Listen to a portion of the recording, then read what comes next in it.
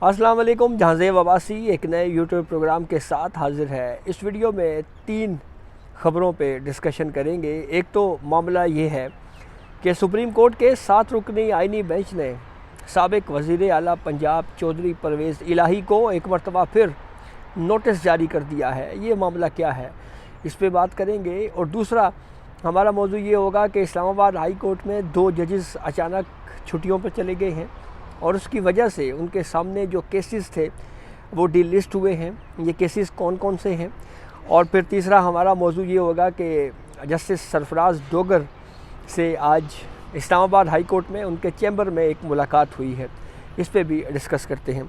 तो सबसे पहले तो आपको बताते हैं कि आज सुप्रीम कोर्ट के 7 रुकनी आइनी बेंच में कौन कौन से अहम केसेस के ऊपर समाअत की।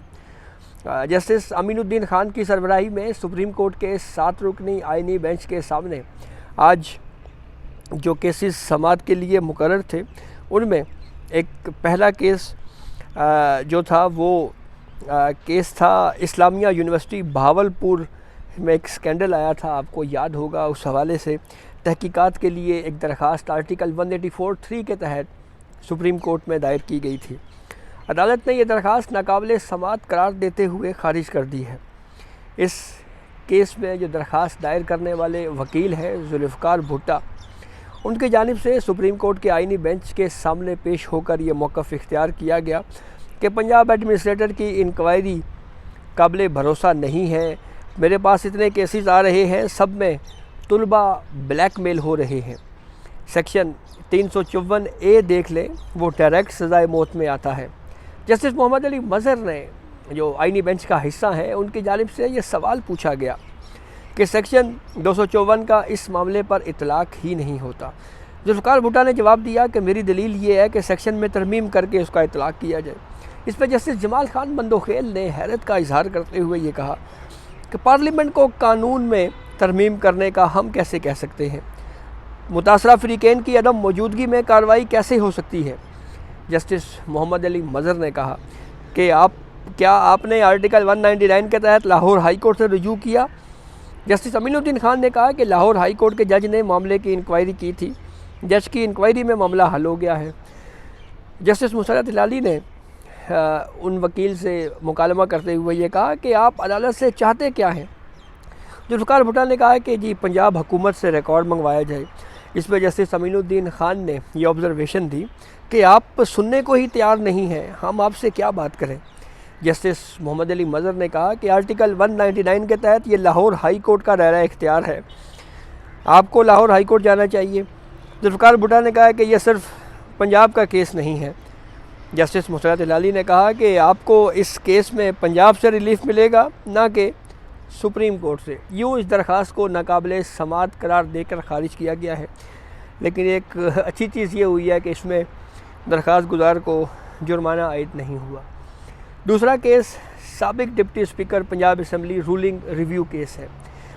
ये केस वो मामला आप जानते हैं कि साबिक़ चीफ जस्टिस उमर अता बंदयाल के दौर में एक सुप्रीम कोर्ट ने फ़ैसला दिया और उस फ़ैसले की वजह से पंजाब में हमज़ा शहबाज की बनी हुई हुकूमत तब्दील हो गई और परवेज़ इलाही को वज़ीर आला पंजाब बना दिया गया था। इस केस की आज समाअत का आगाज़ हुआ आइनी बेंच में। तो अदालती अमले की जानिब से सुप्रीम कोर्ट के आइनी बेंच को बताया गया कि परवेज़ इलाही को नोटिस जारी हुआ था, लेकिन उस नोटिस की तामील नहीं हो सकी। जस्टिस मोहम्मद अली मज़हर ने सवाल पूछा, उन्होंने कहा कि क्या अब इस केस में कुछ रह गया है। जिस फ़ैसले पर नज़रसानी दरख्वास्त आई वो आर्टिकल 63A वाले केस की बुनियाद पर थी। आर्टिकल 63A वाला फ़ैसला ही ख़त्म हो गया तो इस केस में क्या बचा है। हमज़ा शहबाज के वकील हारिस अज़मत ने आइनी बेंच को ये बताया कि साबिक़ वज़ीर आला पंजाब इलेक्शन केस का फ़ैसला अब भी बरकरार है। अदालत ने दोबारा से चौधरी परवेज़ इलाही को नोटिस जारी किया है और इस केस की समाअत गैर मुअय्यना मुद्दत तक के लिए मुलतवी कर दी गई है। इस केस की भी जस्टिस अमीनुद्दीन खान की सरबराही में 7 रुकनी आइनी बेंच ने समाअत की।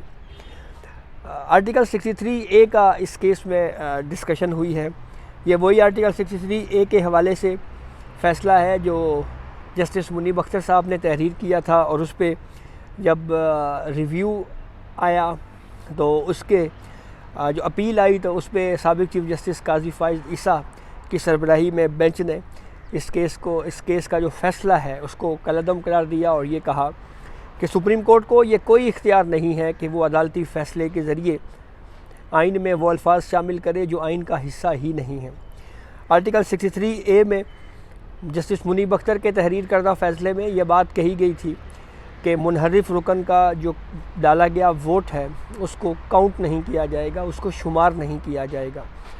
जब ये काजी फ़ाइज़ ईसा साहब ने इसकी अपील समाअत के लिए मुकर्रर की तो उस वक्त काफ़ी ज़्यादा तनकीद इस मामले पे हुई और कहा गया कि ये डिफेक्शन का रास्ता खोलने के लिए और किसी मुजवज़ा आइनी तरमीम को मंजूर करवाने के लिए ये सब कुछ हो रहा है। तो उस वक्त की जितने भी क़यास आराइयाँ थीं वो उस वक्त गलत साबित हुई जब पार्लियामेंट ने 2/3 अक्सरियत से 26वीं आइनी तरमीम को मंजूर किया। अब चलते हैं इस्लामाबाद हाई कोर्ट की तरफ और इस्लामाबाद हाई कोर्ट में जो डेवलपमेंट्स हुई हैं उससे आपको आगाह करते हैं। एक तो इस्लामाबाद हाई कोर्ट में आज एक मुलाकात हुई है और इस हवाले से जो टीवी चैनल्स ने इसको रिपोर्ट किया है, मुलाकात ये हुई है कि आईजी इस्लामाबाद अली नासिर रिजवी ने इस्लामाबाद हाई कोर्ट आए वो और उन्होंने जस्टिस सरफराज डोगर से, जो आईजी इस्लामाबाद हैं, उन्होंने सीनियर प्यूनी जज इस्लामाबाद हाई कोर्ट सरफराज डोगर से मुलाकात की है। ये मुलाकात इस इस्लामाबाद हाई कोर्ट में जस्टिस सरफराज डोगर के चैम्बर में हुई। दूसरी डेवलपमेंट ये है कि इस्लामाबाद हाई कोर्ट के 2 जजेस जो हैं वो छुट्टी पर चले गए हैं और उसकी वजह से कुछ केसेस डिलिस्ट हुए हैं।